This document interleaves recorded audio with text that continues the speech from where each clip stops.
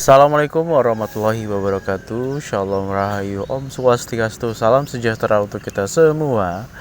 Selamat pagi, siang, sore, dan malam teruntuk sahabat-sahabat Orum, channel orang umum di tempatnya masing-masing. Gimana kabarnya hari ini? Semoga selalu dalam keadaan sehat walafiat dan dalam lindungan Allah Tuhan yang Maha Kuasa. Amin. Oke. Dalam momen kali ini apa lagi yang ingin saya sampaikan? Oke. Ya, teman-teman bisa lihat di gambar itu ada avatar Eng dan para pendahulunya ya. Dan ada orang dadanya bersinar tuh. Siluet orang dadanya bersinar. Dan ada ilustrasi penyatuan rasa antara guru dan murid. Serta ada orang itu yang di pelupuk matanya itu ada yang lihat gambar-gambar. Itu apa maksudnya? Oke, baik, saya jelaskan. Jadi sesuai tema pada hari ini adalah tentang bagaimana pola ilmu itu turun-temurun ya. Ya gitulah.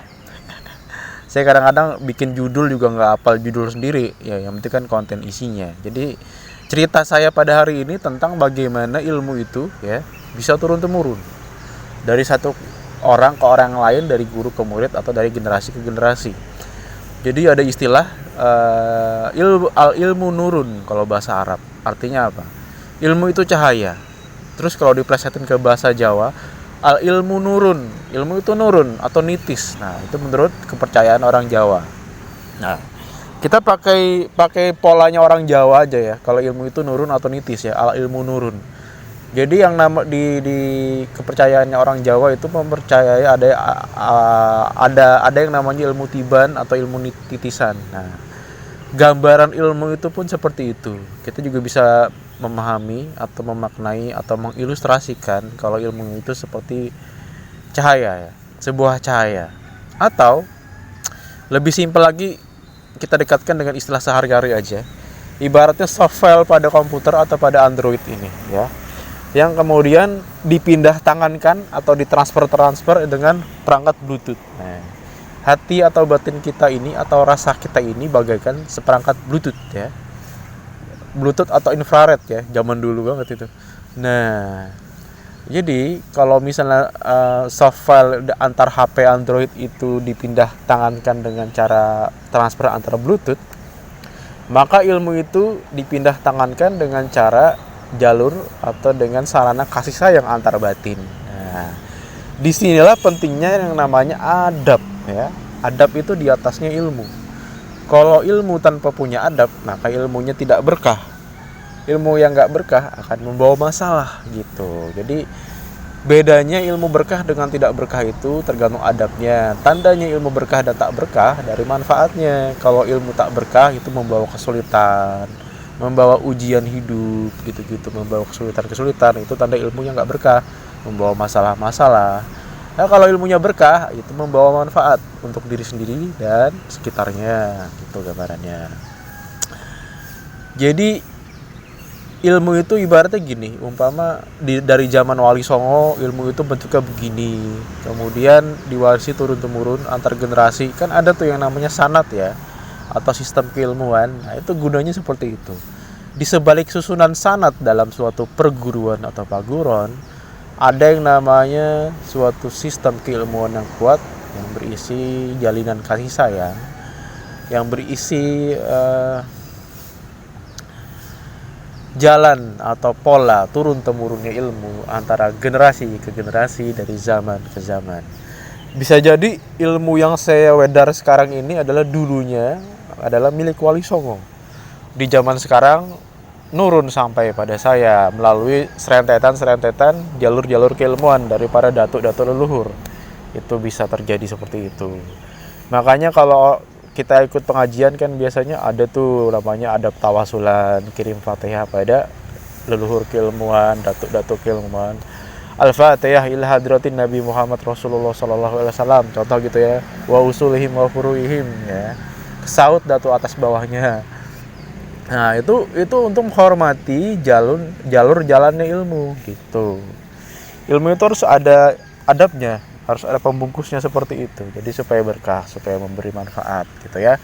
Dan bagaimana dengan orang yang di depan matanya itu ada lihat gambar-gambar. Jadi ibarat file komputer aja atau file di Android ini, kita kan kalau mau buka file kan tinggal buka atau tinggal download, tinggal buka, tinggal baca gitu. Sama seperti itu polanya di diri kita. Jadi batin kita ini seperti sebuah memori ya, memori penyimpan ya gitu kan. Gitu. Jadi hard disk lah istilahnya, yang menyimpan file-file yang berisi memori dan keilmuan gitu. Jadi ilmu-ilmu itu kalau mau kita buka, kita baca dari dalam ya, ini kan insight, gambarannya insight dalam diri. Kita niatin aja gitu.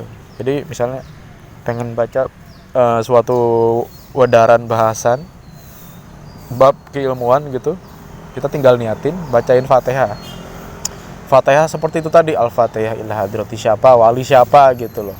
Itu cara mendownload atau membuka file keilmuan gitu, soft file itu tadi di dalam batin kita, di dalam rasa kita, melalui jalinan kasih sayang yang kuat itu tadi, dalam bertawasul atau berdoa Fatihah untuk leluhur itu tadi ya, ilmu itu bisa nurun atau ke transfer. Jadi bisa aja yang saya wedar itu betul-betul ilmunya Wali Songo, karena melalui jalinan tawasul itu tadi ya, gambarannya seperti itu. Bisa jadi yang saya wedar ini adalah ilmunya Sunan Kalijaga misalnya. Misal kan cuma gambaran. Seperti itu polanya.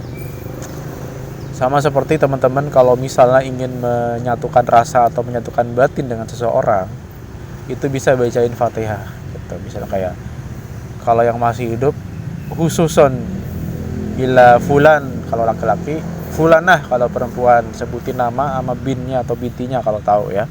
Itu kalau menjabung batin, menyambung rasa. Kalau misalnya ngerasa kangen dengan someone atau ngerasa kangen dengan orang-orang terdekat, orang-orang terkasih, bacain Fatihah aja gitu. Itu untuk sarana sambung batin.